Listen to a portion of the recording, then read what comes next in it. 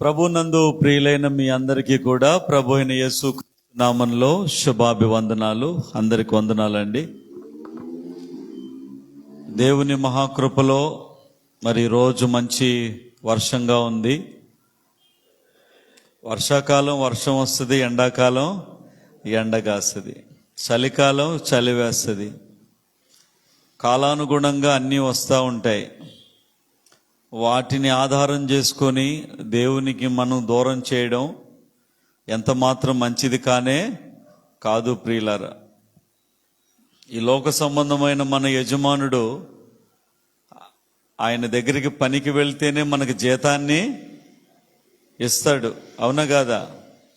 మరి మనందరికీ ప్రపంచానికి యజమానుడు, ప్రపంచానికి ఓనర్ అయినా మరి ఆయన దగ్గరికి మనం క్రమంగా వెళితేనే దేవుడు మనలను ఆశీర్వదిస్తాడు.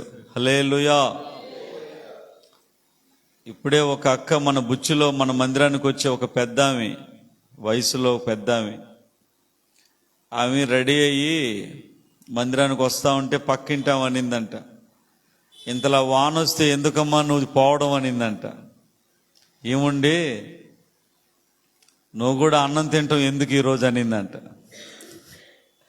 ఇక ఆ దెబ్బతో ఆమె నోరు మూసుకుందంట. ప్రియులారా, ఆమె చెప్తా ఉంది, పాస్టర్ గారు ఇట్ట అన్నారు నన్ను, అందుకే నేను ఇట్ట అన్నానని. కాబట్టి మనం దేవుని సన్నిధికి ఎంత నమ్మకంగా వస్తే దేవుడు మనల్ని అంతా ఆశీర్వదిస్తాడు. హల్లెలూయా. మంచిది ప్రియులారా, దేవుని యొక్క వాక్యాన్ని మనం విందాం. చూడండి, కీర్తనల గ్రంథం 34వ కీర్తన. కీర్తనల గ్రంథం 34వ కీర్తన 10వ వచనం. సింహపు పిల్లలు లేమి కలవై ఆకలిగొనును, యెహోవాను ఆశ్రయించు వారికి ఏ మేలు కొదువయ్యి ఉండదు. ప్రియ దేవుని బిడ్డలారా, దయచేసి ఆలకించండి. మీకు అందరికీ ఇది తెలిసిన వాక్యమైనా ఇందులో ఉన్న లోతైన విషయాలు మనం ధ్యానం చేద్దాం. ఇక్కడేం రాయబడి ఉంది? సింహానికి ఉన్న పిల్లలు, సింహపు పిల్లలు. అవైనా లేమి కలిగి ఉండొచ్చు, కొదువలతో ఉండొచ్చు, కొరతలతో ఉండొచ్చు. అయితే నన్ను ఆశ్రయించు వారికి, దేవుణ్ణి ఆశ్రయించు వారికి, ఆశ్రయించడం అంటే ఏంటి పాస్టర్ గారు మాకు అర్థం కావట్లేదు అనొచ్చు. దేవుని మీద ఆధారపడిన వారికి. హల్లెలూయా. ఆశ్రయించడం అంటే ఆయన మీద ఆధారపడడం. ఆయన మీద ఆధారపడిన వారికి ఏ మేలు కూడా కొదువయ్యి ఉండదు అని దేవుడు మాట్లాడుతున్నాడు. ప్రియ దేవుని బిడ్డలారా, మరి మనం అందరం దేవుని మీద ఆధారపడాలి. దేవుని మీద మనం ఆధారపడాలి. అప్పుడప్పుడు అంటుంటారు, అయ్యా నీ మీద ఆధారపడ్డాం, నువ్వు డబ్బులు ఇస్తావని, ఇదిగో మేము పెళ్లి పెట్టుకున్నాం, నీ మీద ఆధారపడ్డాం, మళ్ళా నువ్వు అటు ఇటు చేస్తే మేము ఇబ్బంది పడతాం. అప్పు తీసుకునేవాళ్ళు, అప్పు ఇచ్చే వాళ్ళతో చెప్పే మాటలు ఇవే కదా. కాబట్టి మనం మనుషుల మీద ఆధారపడుతూ ఉంటారు. అయితే మనం అందరం దేవుని మీద ఆధారపడాలి. దేవుని మీద మనం ఆధారపడితే ఆయన అంటున్నాడు, అలాంటి వారికి ఏ మేలు కూడా కొదువయ్యి ఉండదు. అంటే ప్రతి మేలు వాళ్ళకి ఏది అవసరమో, ఏది అక్కరో, ప్రతి మేలు వాళ్ళకి నేను చేస్తాను అంటున్నాడు. దేవుని మీద ఆధారపడాలి. భూమి మీద ఎవరైనా దేవుని మీద ఆధారపడితే వాళ్ళకి దేవుడిచ్చిన గొప్ప వాగ్దానం ఇది. సింహపు పిల్లలైనా లేమి కలిగి ఆకలిగొంటవి తన్ను ఆశ్రయించు వారికి, యెహోవాను ఆశ్రయించు వారికి, ఆయన మీద ఆధారపడే వారికి ఏ మేలు కూడా కొదువై ఉండదు. హల్లెలూయా, హల్లెలూయా. అయితే ప్రియ దేవుని బిడ్డలారా, ఇక్కడ ఒక విషయం మీకు చెప్పాలి. పాస్టర్ గారు, మేము దేవుని మీద ఆధారపడ్డాం, అయినా కూడా మాకు చాలా కొదువులు ఉన్నాయి. మీలో చాలా మంది దేవుని మీద ఆధారపడ్డారు, నేను దేవుని మీద ఆధారపడ్డా, మనం అందరం దేవుని మీద ఆధారపడ్డాం. అయినా కూడా మనలో కొన్ని కొదువులు ఉన్నాయి, కొన్ని కొరతలు ఉన్నాయి, చాలా కొదువులతో ఉన్నాం. మరి ఇప్పుడు ఏం చేయాలి? ఏం చేయాలి మనం? అక్కడేమో యెహోవాను ఆశ్రయించు వారికి, అంటే ఆయన మీద ఆధారపడిన వారికి ఏ మేలు కొదువై ఉండదు అని రాయబడింది. అందులో ఏమి స్వచ్ఛ వ్యవహారం ఏమి లేదు, ఖచ్చితంగా ఉందన్నమాట. కానీ మనకు చూస్తే అనేకమైన కొదువులు ఉన్నాయి, మనం ఆయన మీద ఆధారపడి ఉన్నాం. అయినా కొదువులే తీరడంలా ఏం చేయాలి? ఎట్ట చేయాలి అంటే, మనం ఒక అడుగు ముందుకు వేయాలి. దేవుని మీద ఉత్తగా ఆధారపడటం మాత్రమే కాదు, ఒక అడుగు ముందుకు వేయాలి.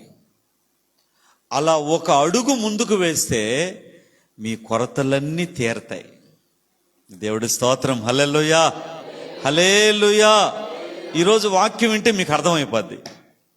ఇప్పుడు కేవలం దేవుని మీద ఆధారపడి, అయ్యా నీ మీద ఆధారపడ్డా, నీ మీద ఆధారపడ్డా, నీ మీద ఆధారపడ్డా అని మనం ఉత్తగా చెప్పుకుంటా ఉంటే కొదువులు తీరవు. ఆధారపడిన మనం ఒక అడుగు ముందుకు వేయాలి. అలా కొంతమంది వేశారు. వాళ్ళెవరో మీకు చూపిస్తా, మీ చేతే చదివిపిస్తా, మీరు గ్రహించుకోండి. ఎందుకంటే గ్రహించాలి. అందుకని యేసు ప్రభువు చెప్పాడు, ప్రతి దగ్గర చెప్పాడు ఏమని? వినగలిగిన చెవులు, గ్రహించగలిగిన హృదయం అనేది కావాలి. ఇప్పుడు ప్రతి చెత్త చెదారం వినేదానికి చెవులు బాగుంటాయి. దేవుని ఉపదేశాన్ని, బుద్ధి కలిగిన మాటల్ని, జ్ఞానయుక్తమైన మాటల్ని వినేదానికి మనుషులకు చెవులు లేవు. ఇంట్లో ఇల్లునే సినిమా హాల్గా మార్చి పెద్ద బాక్సులు తెచ్చి పెట్టుకొని, హోమ్ థియేటర్లు పెట్టుకొని బాగా సినిమాలు చూస్తా ఎంజాయ్ చేయటం బాగా వాళ్ళకి వినేదానికి బాగుంది. నానా చెత్త చెదారమంతా ఎదిగిన పిల్లకాయలను పెట్టుకుని వినేదానికి సిగ్గు శరం వాళ్ళకి లేదు.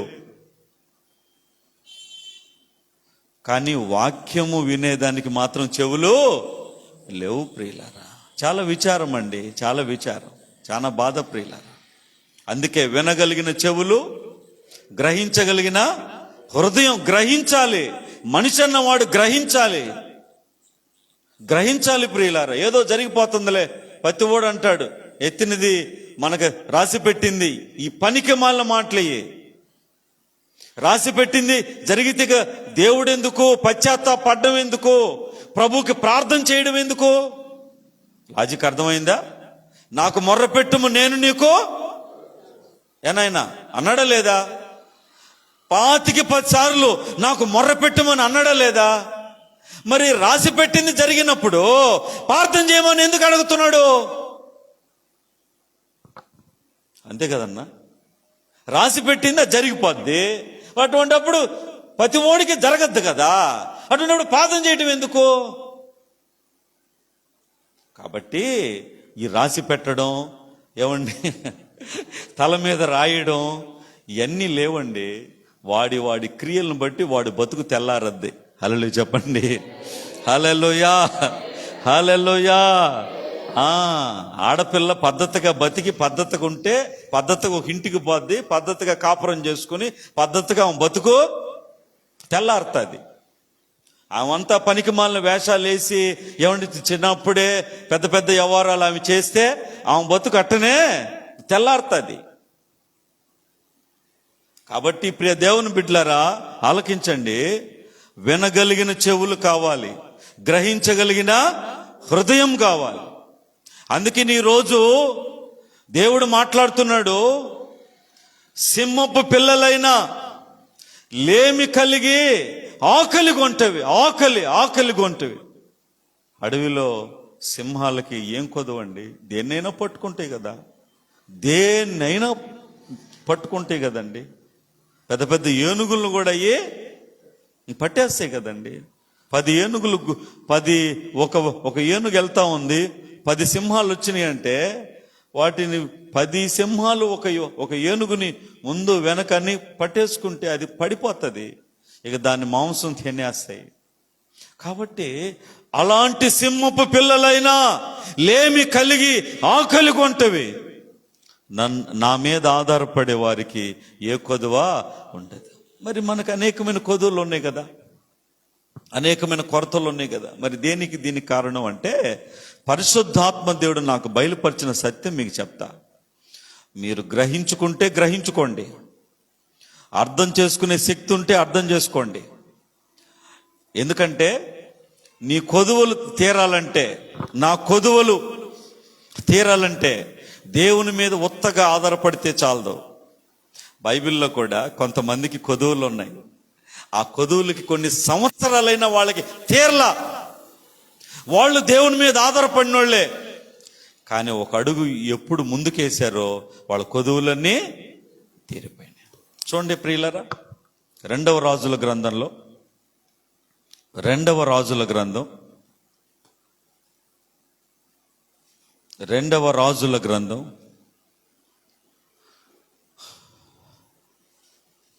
4వ అధ్యాయం, 2వ రాజుల గ్రంథం 4వ అధ్యాయం 8వ వచనం. ఒక దినమందు ఎలీషా షూనేము పట్టణమునకు పోగా అచ్చట ఘనురాలైన ఒక స్త్రీ భోజనమునకు రమ్మని అతన్ని బలవంతము చేసిన గనుక అతడు ఆ మార్గమున వచ్చినప్పుడల్లా ఆమె ఇంట భోజనము చేయుచు వచ్చెను. ప్రియ దేవుని బిడ్డలారా, వినాలి బాగా. ఇక్కడ ఎలీషా అనే ఒక దైవజనుడు ఉన్నాడు. అతడు షూనేము అనే పట్టణానికి వెళ్తా ఉన్నాడు. ఆ పట్టణం మీదుగా పోతా ఉంటే ఆ ఊర్లో ఒక స్త్రీ, ఆమె పేరు రాయబడలా. అదంతా ఆయన చిత్తం. ఆమె పేరు లేదు, అందుకే ఆమెను షూనేమీరాలు అంటారు అంతే. ఆమె ఏం చేసిందంటే ఆ దైవజనుని చూసి ఇంట్లోకి పిలిచి భోజనం పెడతా ఉంది. అతడు ఎంత వద్దన్నా కూడా బలవంతం చేస్తుంది. అతన్ని బలవంతం చేసి మరీ ఇంట్లోకి పిలుచుకుని భోజనం పెడుతుంది. దేవుడి స్తోత్రం, హల్లెలూయా, హల్లెలూయా.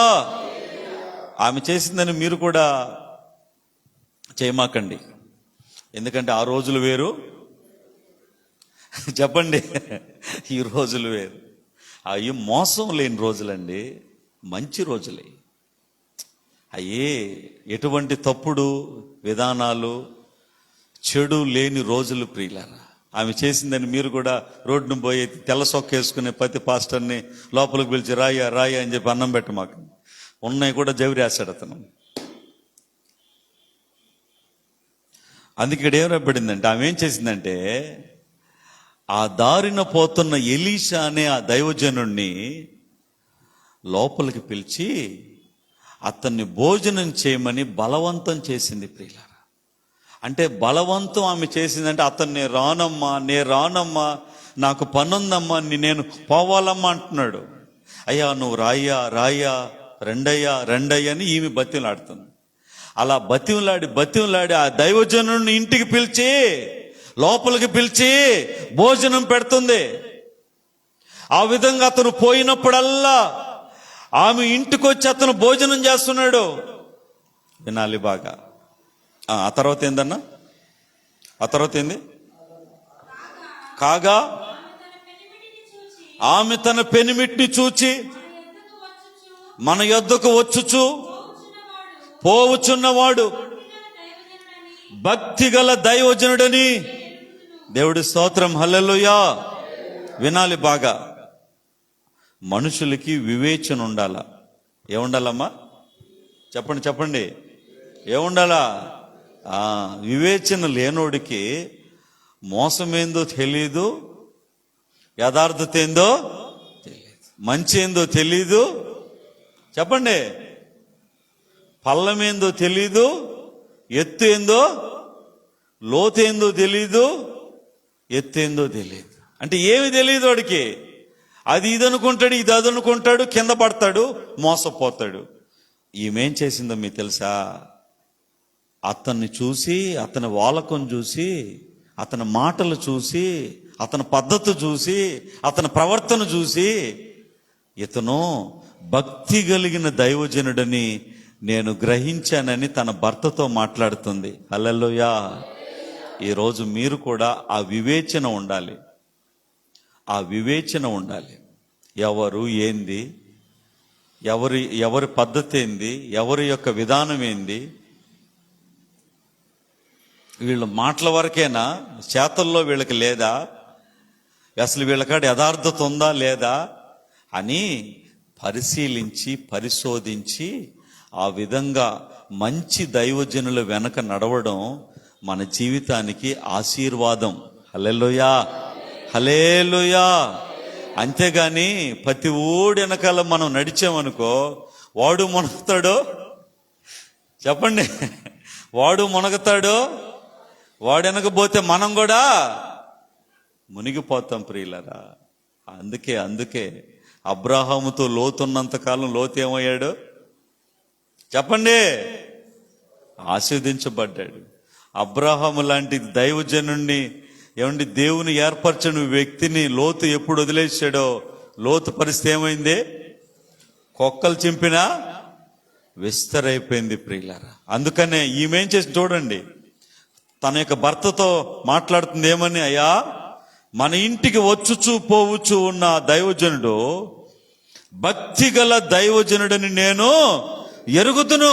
ఇంకా కావున మనము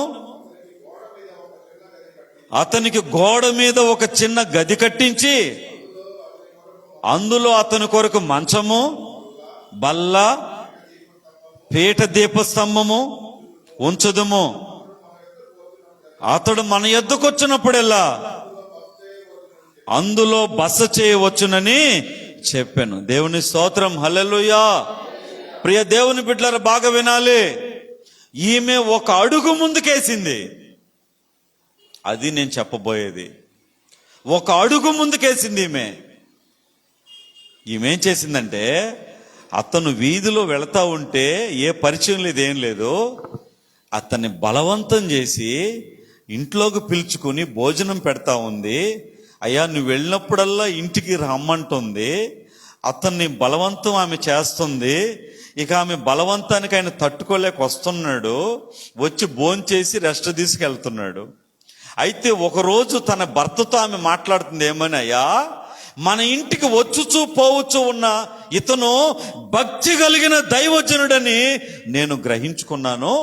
కాబట్టి అతని కోసం మనం ఏం చేద్దామంటే, మన ఇంటి గోడ మీద ఒక చిన్న గది కట్టేద్దాం. మన ఇంటి గోడ మీద ఒక చిన్న గది కట్టిద్దాం.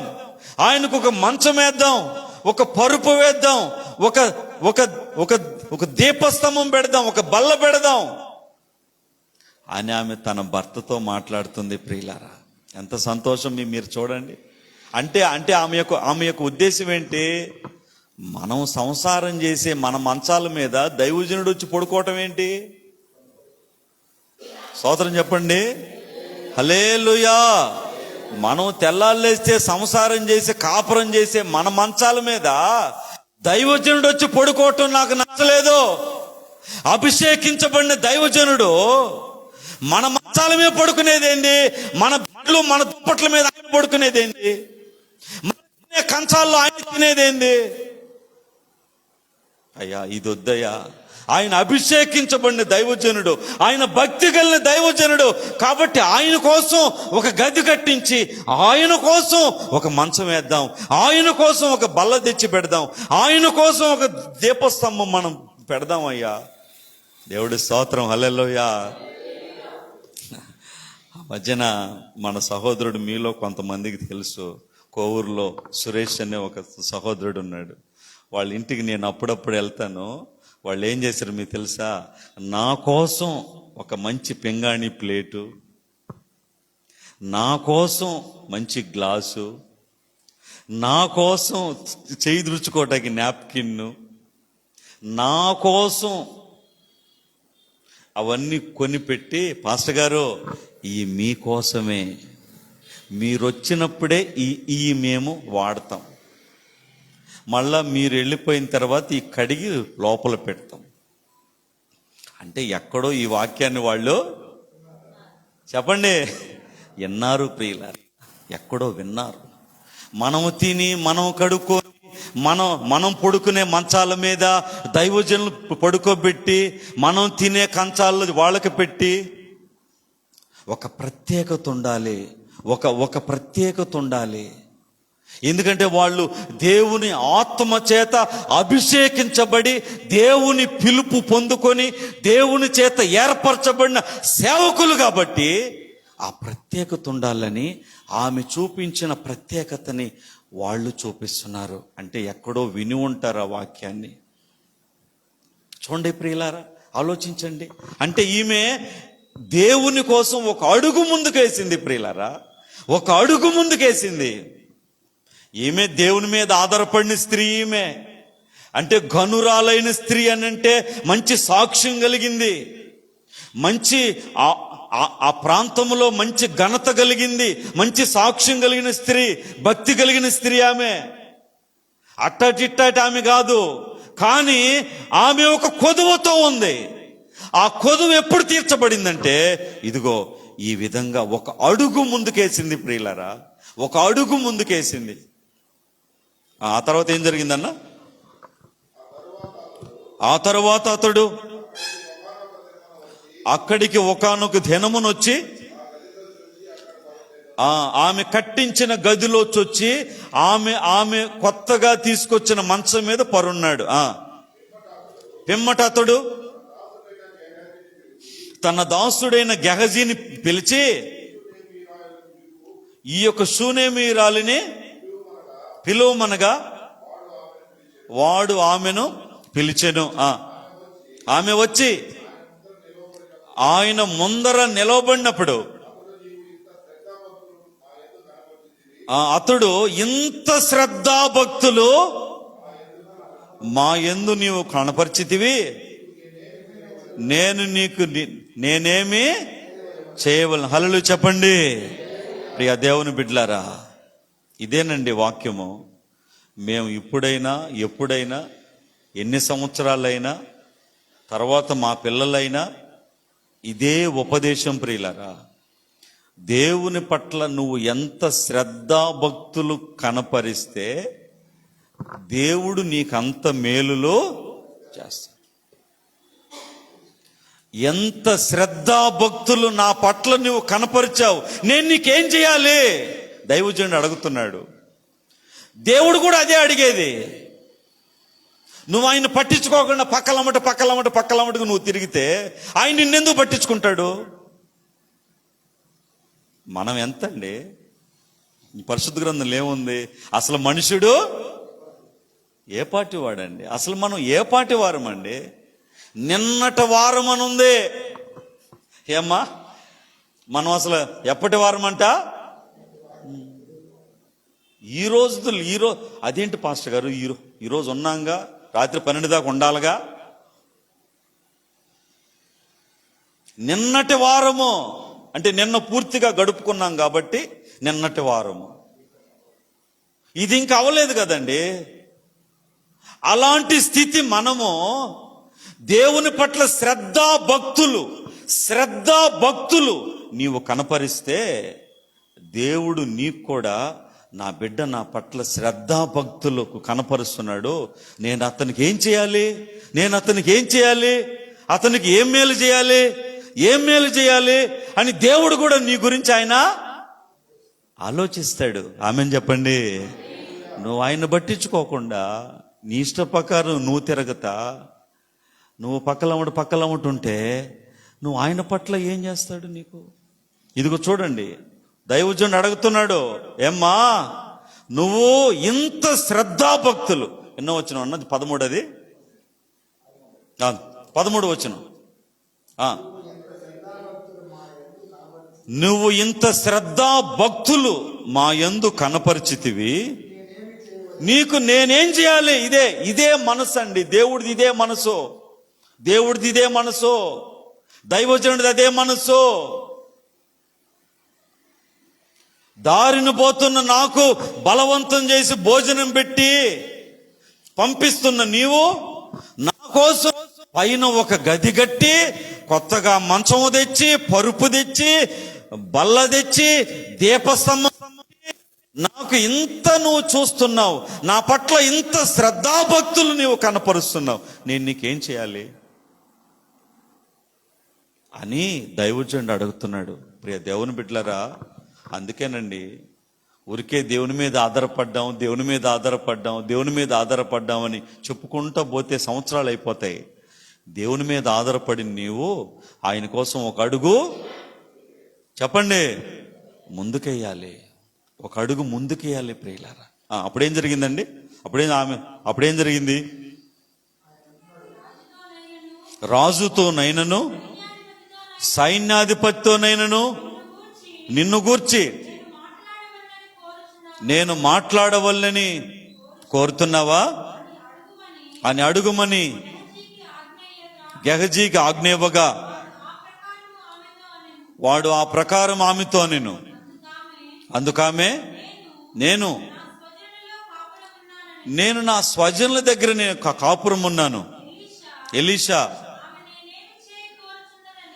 ఆమె నేనేమి చేయగోరుతున్నదని ఆమెను అడుగగా, గెహజీ ఆమెకు కుమారుడు లేడు, మరియు ఆమె పెనిమిటి ముసలివాడని అతనితో చెప్పాను.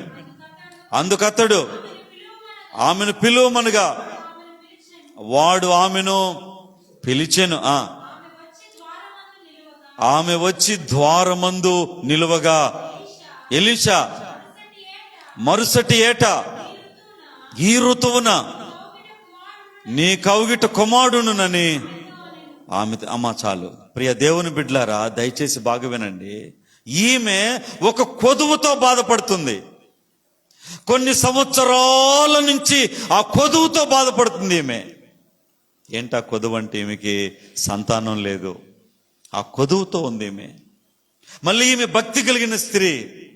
అలాంటి భక్తి కలిగిన స్త్రీ, గనురాలైన స్త్రీ ఈమె. ఆ కొదువుతో బాధపడుతున్న ఈమె ఈ కొదువు ఎప్పుడు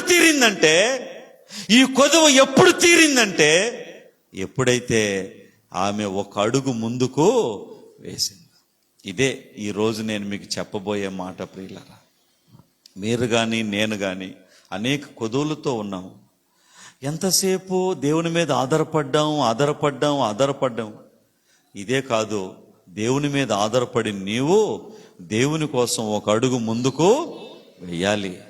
ఈమె చూడండి, ఒక అడుగు కాదు 2 అడుగులు వేసింది. మొదటి అడుగేంటి? దైవజనుని ఇంటికి పిలిచి భోజనము పెట్టింది. 2వ అడుగేంటి? ఆయన వచ్చినప్పుడు మా మంచాల మీద, మా కంచాల్లో ఆయన తినకూడదు, ఆయన కోసం ప్రత్యేకత ఉండాలని తన భర్తతో మాట్లాడి ఆమె ఆయన కోసం ఒక ప్రత్యేకమైన గది కట్టించి మంచి ఏర్పాట్లు ఆమె చేసింది. 2వ అడుగు వేసింది. చూడండి ప్రియులారా, మనం దేవుని కోసం ఒక్క అడుగు వేస్తే ఆయన మన కోసం 100 అడుగులు వేస్తాడు. ఆమెను చెప్పండి. హల్లెలూయా, హల్లెలూయా. ఒక్క అడుగు దేవుడి కోసం వేస్తే ఆయన మన కోసం 100 అడుగులు వేస్తాడు. 100 అడుగులు వేస్తాడు. ఈమె చూడండి, కొన్ని సంవత్సరాల నుంచి అదే కొదువుతో ఉన్న ఆమె ఆ దినము ఆ కొదువ తీరింది. ఎప్పుడు తీరింది? ఆమె దేవుని కోసం ఒక అడుగు ముందుకేసింది. ఒక అడుగు ముందుకేసింది. ప్రియ దేవుని బిడ్డలారా, గెహజీ అంటున్నాడు, ఆ దైవజనుడు గెహజీతో అంటున్నాడు, ఆమె గురించి నేనేమన్నా రాజుతో ఏమన్నా నేను మాట్లాడాలా? ఈమె నా పట్ల ఇంత శ్రద్ధాభక్తులు ఈమె చూపించింది. అంతే కదండి. అయ్యా ఇదిగో నేను పలానా ఆఫీస్కి పోతున్నా, ఎంఆర్ఓ ఆఫీస్కి పోతున్నా, సార్ కొంచెం ఎంఆర్ఓ గారితో మీరు చెప్పండి సార్. ఎమ్మెల్యే కాడికి పోతున్నా, ఎమ్మెల్యే గారితో కొంచెం చెప్పండి సార్ అంటారు. అదే విధంగా ఆ దైవజనుడు అంటున్నాడు, నీ గురించి రాజుతో నేనేమన్నా చెప్పాలా? అధికారులతో నేనేమన్నా చెప్పాలా? మరి నువ్వు ఇంత శ్రద్ధాభక్తులు నా మీద ఎందుకు చూపిస్తున్నావు అని అడిగితే గెహజీ అంటున్నాడు, అయ్యా ఆమెకి కుమారుడు లేడు, ఆమె పెనివిటి ముసలివాడు. అంటే పెనివిటి ముసలోడైతే ఈమె కుర్రదా? ఈమె కూడా ముసలిదే కదా, కొంచెం అటు ఇటుగా. అలాంటి స్థితిలో వీళ్ళు ఉన్నారు, వీళ్ళకి సంతానం లేదు, పెనివిటి ముసలివాడంటే వెంటనే దైవజనుడు అంటున్నాడు, మళ్ళా మరుసటి ఏటు ఇదే ఋతువుకి నీ కౌగిట కుమారుడు. ఎప్పుడు తీరిందండి ఆ కొదువ? ఎప్పుడు తీరింది ఆ కొరత? గ్రహించుకోండి. ఊరికే దేవుని మీద ఆధారపడ్డామని అలా ఉంటే కాదు ప్రియులారా. దొంగలు కూడా దొంగతనం చేయటకి వెళ్ళినప్పుడు, ఈరోజు మంచి ఇల్లు కొట్టాలి, మేము బంగారం రావాలని ప్రార్థన చేసుకుని పోతారు, అవునా కదా? అట్టటోళ్ళు కూడా ఉన్నారు లేరా? అట్టటోళ్ళు కూడా ఉన్నారు ప్రియులరా. దొంగతనం చేసేవాళ్ళు కూడా ఈరోజు మంచి పెద్ద ఇల్లు కొట్టాలా, మంచి డబ్బు రావాలా, ఆ డబ్బులు కూడా నీకు ఇస్తామంటారు. అంటే దేవుడి మీద ఆధారపడటం అనేది అదేం పెద్ద విషయం కాదు. దేవుని మీద ఆధారపడిన నీవు ఆయన కోసం నువ్వు ఏదైనా చెయ్యాలి, ఆయన కోసం ఒక అడుగు నీవు వేయాలి, ఆయన కోసం ఒక అడుగు వేయాలి. అప్పుడు దేవుడు నిన్ను ఆశీర్వదించి నీ కొదువనైనా తీరుస్తాడు. ఆ ప్రియమైన అక్క చెల్లెలు అన్నదమ్ములు చూడండి, కొన్ని సంవత్సరాలు, ఎప్పుడు మంచి వయసులో పెళ్ళి అయి ఉంటుంది కదా ఆమెకి, అప్పటి నుంచి ఆమె ఆ బిడ్డల కోసం ఎంత భక్తి చేసింది, ఎంతగా దేవుడి మీద ఆధారపడింది. ఎప్పుడైతే ఆమె ఒక అడుగు ముందుకేసి ఇంత పని చేసింది ప్రియులారా, దైవజనుడిని భోజనం పెట్టి బలవంతం చేసి, ఈరోజు ఏమండి దైవజనుడికి నీళ్ళు ఇచ్చేవాళ్ళు చాలామంది తక్కువ, భోజనం పెట్టేవాళ్ళు అస్సలు లేరు, ఇక వస్త్రాల గురించి ఆలోచించేవాళ్ళు అస్సలు లేరు.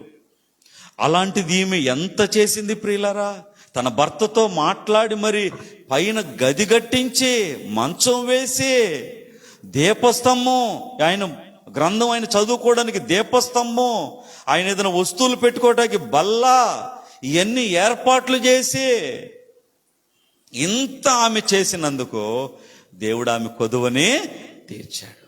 ఈరోజు మనం కూడా దేవుడి కోసం ఒక అడుగు వేయాలి. ఇప్పుడు మా పిల్లలు కూడా నేను చెప్పేది అదే. ఇప్పుడు 90 మార్కులకు ఉద్యోగం వస్తుంది, వాళ్ళకి 80 మార్కులు వస్తున్నాయి. ఎంతసేపు 80 ఉంటే ఆ 10 మార్కుల కాడ ఉద్యోగం వెనకబడిపోద్ది. ఆ 10 మార్కులు రావాలంటే ఏం చేయాలా? ఆ 10 మార్కులు రావాలంటే ఏం చేయాలా? మీరు 80 దాకా వెళ్తున్నారు, 97కి ఉద్యోగం వస్తుంది. మీరు 10 మార్కులు వచ్చినందుకు మీకు ఉద్యోగం వస్తుంది. దానికి ఏం చేయాలో ఆలోచించండి. ఇప్పుడు మీకు కొదువులు ఉన్నాయి, నాకు కొదువులు ఉన్నాయి, అందరం దేవుని మీద ఆధారపడుతున్నాం. అయితే మన కొదువులు తీరాలంటే ఇదిగో ఒక అడుగు ముందుకి వేయాలి. ఒక అడుగు ముందుకి, అదే కిటుకు, అదే తాళం. ఒక అడుగు ముందుకెయ్యాలి. దేవుని కోసం ఒక అడుగు ముందుకెయ్యాలి. దేవుని కోసం ఏదైనా మనం చెయ్యాలి. ఇప్పుడు మన దేవుడికి నైవేద్యాలు ఇవన్నీ పెట్టేదేం లేదు కదా, ఆయన వచ్చి తినేదేం లేదు కదా. ఉందన్నా ఏమన్నా? ఇప్పుడు వాళ్ళు పెడుతున్నారు, వాళ్ళే తినేస్తున్నారు, అంతే కదా. మా నాయనకి పెట్టామంటున్నారు, కాసేపు అటు ఇటు బాని వీళ్ళే తినేస్తున్నారు మొత్తం. మా నాయనకి గుడ్లు పెట్టామంటున్నారు, అటు ఇటు బాని వీళ్ళే గుట్టించేసుకుంటారు. ఆయన వచ్చి గుట్టించుకుంటున్నాడా? ఆయన వచ్చి ఆయన తింటున్నాడా? కాబట్టి మన దేవుడికి మనం ఏం చేయాలి? ఒక అడుగు ముందుకేస్తే ఆయన 100 అడుగులు వేస్తాడు. నీ కొదువులు తీరాలంటే, నీ కొరతలు తీరాలంటే దేవుని మీద ఆధారపడటం మాత్రమే కాదు, ఆయన కోసం ఒక అడుగు నువ్వు ముందుకి వెయ్యాలి. మీరు గ్రహించారని నేను విశ్వసిస్తున్నా. ఈమె ఒక అడుగు కాదు, 2 అడుగులు వేసింది. అందుకని ఆమె కొదువ తీరింది. ఈరోజు నీవు కూడా ఎన్ని సంవత్సరాల నుంచి, ఒకవేళ ఆమెకి సంతానం అండి, నీకు ఇంకో కొదువ ఉండొచ్చు, ఇంకో కొరత ఉండొచ్చు. నీ యొక్క పిల్లల జీవితాలు సెటరేట్ అవ్వలేదేమో, ఆ కొరతతో ఉన్నవేమో. నీ పిల్లలకి వివాహం అవ్వలేదేమో, ఆ కొరతతో ఉన్నవేమో. అనారోగ్యంతో ఆ కొరతతో ఉన్నవేమో. నువ్వు ఏ కొరత, ఏ కొదువులతో ఉన్నవేమో. దేవుని మీద ఆధారపడటం మాత్రమే కాదు, నీతి క్రియలు, సత్క్రియలు మనం చేయాలి. అంటే దేవుని కోసం ఒక అడుగు ముందుకి వెయ్యాలి. గ్రహించుకోండి. ఒక అడుగు ముందుకేయాలి. అప్పుడు దేవుడు నీ కొదువులు, కొరతలైనా తీరుస్తాడు. సరే, మరొక ఉపమానం చూద్దాం, మరొక ఎగ్జాంపుల్ చూడండి. ఆదికాండం 18వ అధ్యాయం. ఆదికాండము 18వ అధ్యాయం. అక్కడ కూడా ఒక కొదువుతో ఒక వ్యక్తి ఉన్నాడు. అతను ఒక అడుగు ముందుకేశాడు, అతని కొదువు కూడా తీరింది. ఆదికాండం 18వ అధ్యాయం 1వ వచనం. మరియు మమ్రే దగ్గర ఉన్న సింధూర వనములో అబ్రహాము ఎండవేళ గుడారపు ద్వారం ముందు కూర్చొని ఉన్నప్పుడు యెహోవా అతనికి కనబడెను. అతడు కన్నులెత్తి చూచినప్పుడు 3 మనుషులు అతని ముందర నిలబడి ఉండిరి. అతడు వారిని చూచి గుడారపు వాకిట్ నుండి వారిని ఎదుర్కొనుటకు పరిగెత్తి నేల మట్టుకు వంగి, ప్రభువా, నీ కటాక్షము మా మీద ఉన్న ఎడలా ఇప్పుడు నీ దాసుని దాటిపోవద్దు, నేను కొంచెం నీళ్లు తెప్పించదను, దయచేసి కాళ్ళు కొడుక్కోమని ఈ చెట్టు కింద అలసట తీర్చుకొనుడి, కొంచెం ఆహారముని నేను తెచ్చేదను.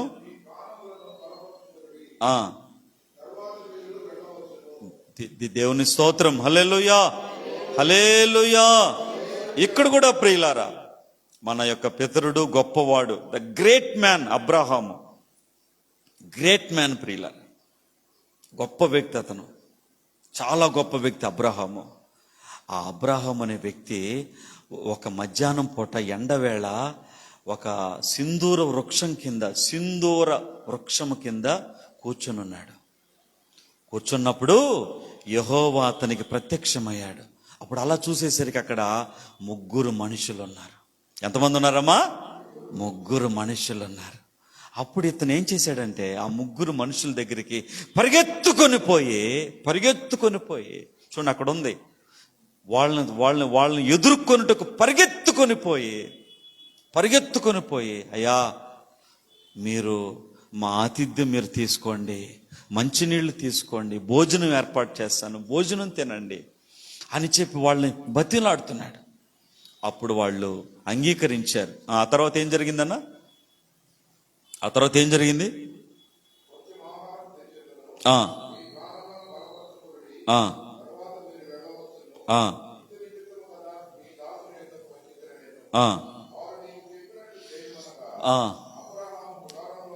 అబ్రహాము గుడారంలో ఉన్న శారా యొద్దకు త్వరగా వెళ్ళి నీవు త్వరపడి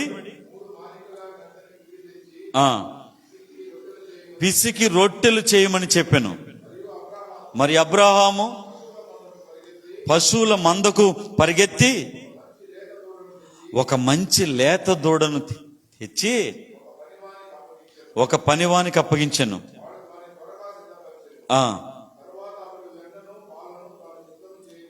తరువాత అతడు వెన్నను పాలను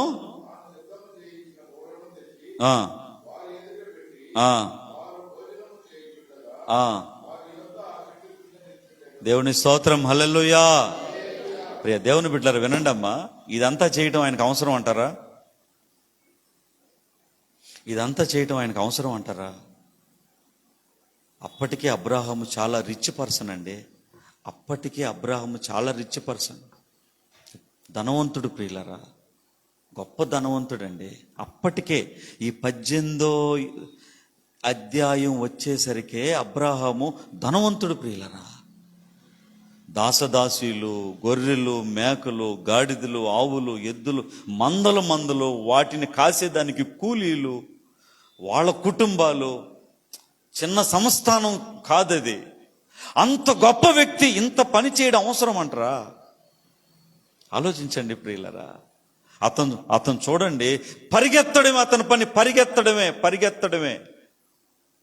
ఈరోజు చాలామంది దేవుని కోసం పరిగెత్తే అలవాటు లేదు. డబ్బుల కోసం, ఇంకా లోక సంబంధమైన పెత్తనాల కోసం, లోక సంబంధమైన వ్యవహారాల కోసం. మమ్మల్ని వాళ్ళు పిలవలేదే, ఏమో నేను పిలవకపోతే అంటే లోక సంబంధమైన పెత్తనాలకి, లోక సంబంధమైన వ్యవహారాలకి పరిగెత్తడం బాగా అలవాటు. కానీ దేవుని కోసం పరిగెత్తడం ప్రియులరా, దేవుని కోసం పరిగెత్తడం అండి. ఒక్కసారి మీరు వినండి, ఒక్కటి చూపిస్తా, మీకు అసలు మైండ్ చెదిరిపోద్ది. 18వ అధ్యాయం కదా ఇది. 17వ అధ్యాయం మొదటి వచనం చూడండి. అందరూ తీయండి. 17వ అధ్యాయం మొదటి వచనం. అబ్రాహాము 99 ఏండ్ల వాడైనప్పుడు. ఇప్పుడు చెప్పండి అమ్మా, 99 ఏండ్ల అయిన మనిషి పరిగెత్తుతున్నాడు. ఏమ్మా ఎంత వయసు అయిన ఈయన? ఏమన్నా ఎంత వయసు అయిన ఈయన? ఎంత వయసు అయింది? 99 అంటే 99 ఇయర్స్ ఉన్న వ్యక్తి పరిగెత్తున్నాడన్న దేవుడి కోసం. నాకు 30, 40, 50 ఉన్నవాడు దేవుడి కోసం పరిగెత్తేదానికి టైం లేదన్నా. ఏంది ఇది? దేవుడు ఎట్టా ఆశీర్వదిస్తాడన్నా? దేవుడు ఎట్టా ఆశీర్వదిస్తాడు? 17వ అధ్యాయంలో అతని వయసు రాయబడింది 99. 18వ అధ్యాయంలో ఆయన దేవుడి కోసం పరిగెత్తుతున్నాడు. చూడండి అక్కడ ఉంది ప్రియులారా. ఏమండి, 18వ అధ్యాయం 2వ వచనంలో 4వ లైను, గుడారపు వాకిట నుండి వారిని ఎదుర్కొనుటకు పరిగెత్తుతున్నాడండి. ఈరోజు చాలా మంది దేవుని కోసం పరిగెత్తటం లేదు ప్రియులారా, కనీసం నడవడం లేదు. నువ్వు దేవుడి కోసం ఏం చేయడం లేదు. అతను 99 ఏళ్ల వయసులో పరిగెత్తుతున్నాడు అతను. ఆ తర్వాత చూడండి ప్రియులారా, 6వ వచనంలో అబ్రహాము గుడారములో ఉన్న శారా యొద్దకు త్వరగా వెళ్ళి, అది కూడా ఒక పరిగేనండి, త్వరగా వెళ్ళి గుడారములో ఉన్న శారా యొద్దకు త్వరగా వెళ్ళిపోయినాడు. పరిగెత్తున్నాడు అతను. ఏంది ఇంత ఆరాటం ఆయనకి? ఆ తర్వాత చూడండి 3వ వచనం ఉంది. మూడోది ఏమండి, 7వ వచనం. మరి అబ్రహాము పశువుల మందకు పరిగెత్తి, అంటే 3వసారి పరిగెత్తాడు అతని వయసు 99.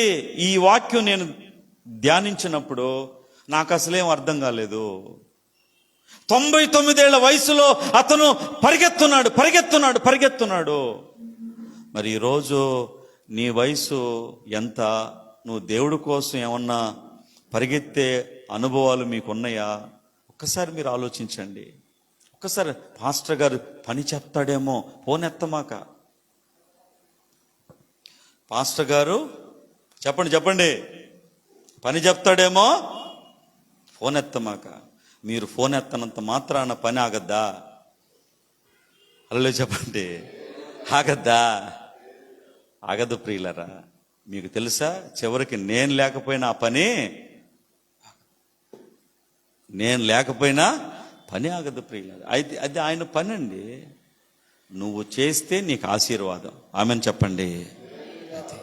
అది ప్రియులరా. అతను చూడండి, వాళ్ళు భక్తులు, వాళ్ళు దేవుని బిడ్డలండి. అందుకే దేవుడు వాళ్ళని ఆశీర్వదించాడు ప్రియులరా.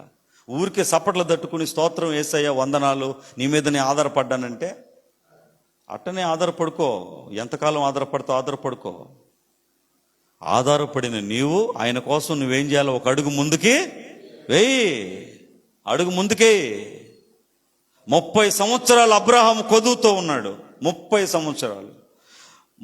సంవత్సరాలు కొదువుతో ఉన్న అబ్రహాము ఎప్పుడు ఒక అడుగు ముందుకేశాడో అతనికి కొదువ తీరింది.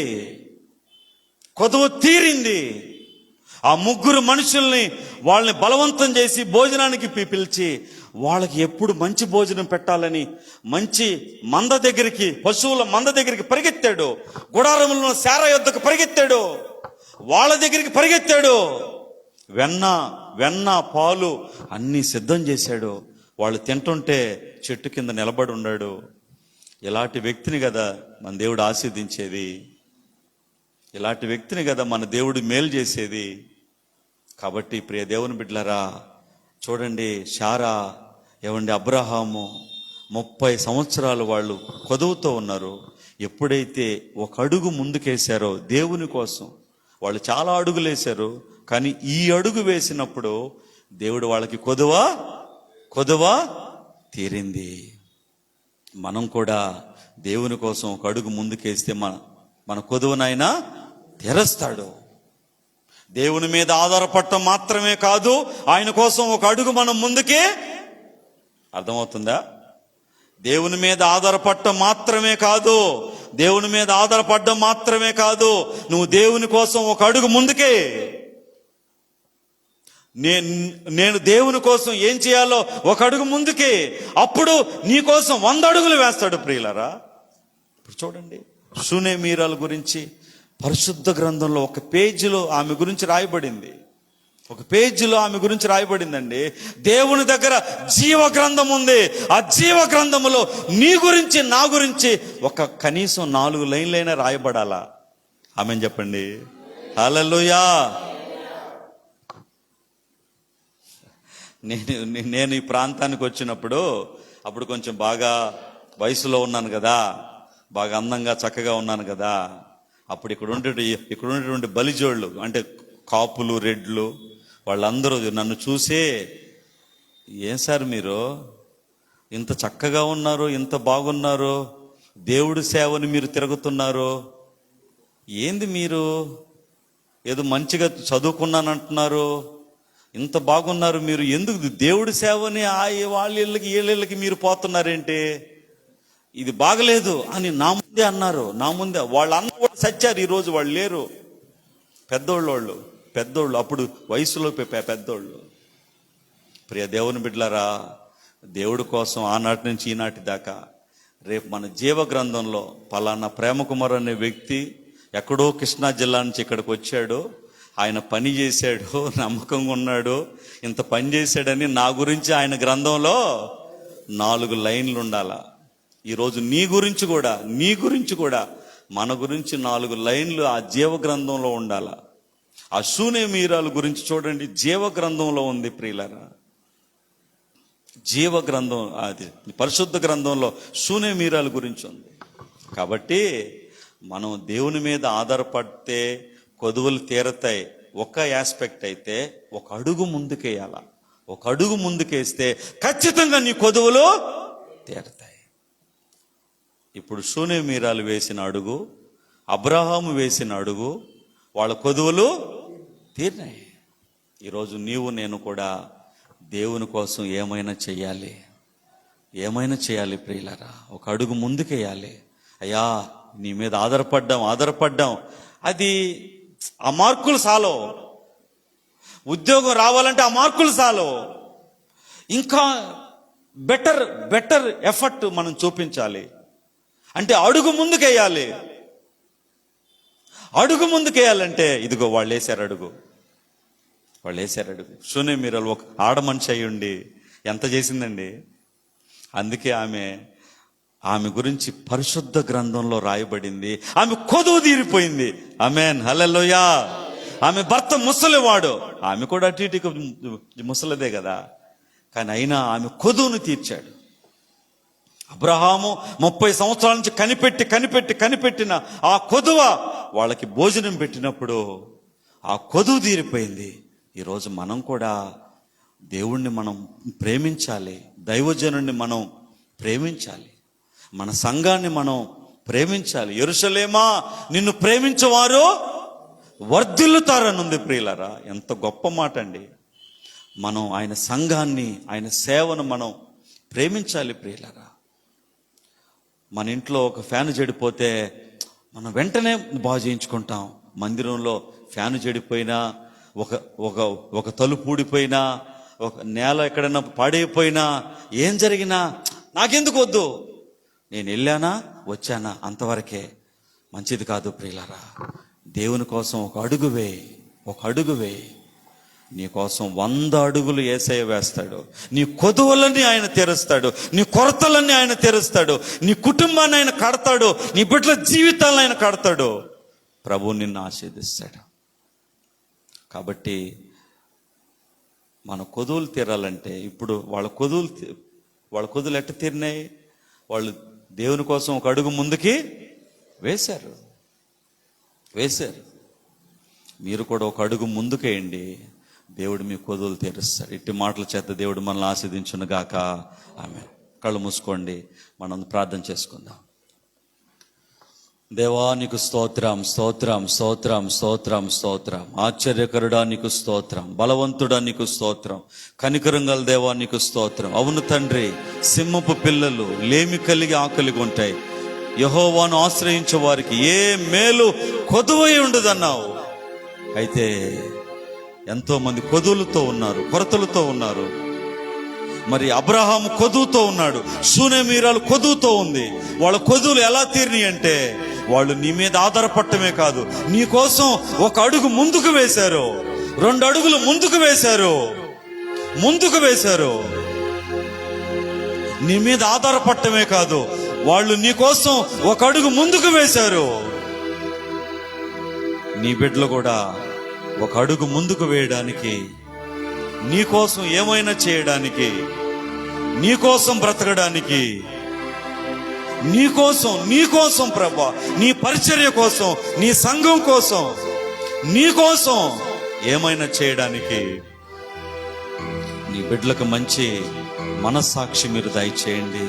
ఒక అడుగు నీ కోసం మేము వేసినప్పుడు మా కొదువులన్నీ నువ్వు తీరుస్తావు. ఎంతసేపు నీ మీద ఆధారపడ్డామని చెప్పుకుంటూ మాత్రమే అది చాలదు ప్రభువా. నీ కోసం ఒక అడుగు ముందుకు వేసే కృప దయచేయండి. అప్పుడు మా కొదువులన్నీ తీర్చగలిగిన సమర్థుడివి, శక్తిమంతుడు ప్రభు. దేవా నీకు వందనాలు. ఈ మాటలు విన్న బిడ్డలందరినీ బలపరచమని కృతజ్ఞతలు మీకు చెప్తూ యేసు నామంలో వేడుకుంటున్నాము పరమ తండ్రి. ఆమేన్.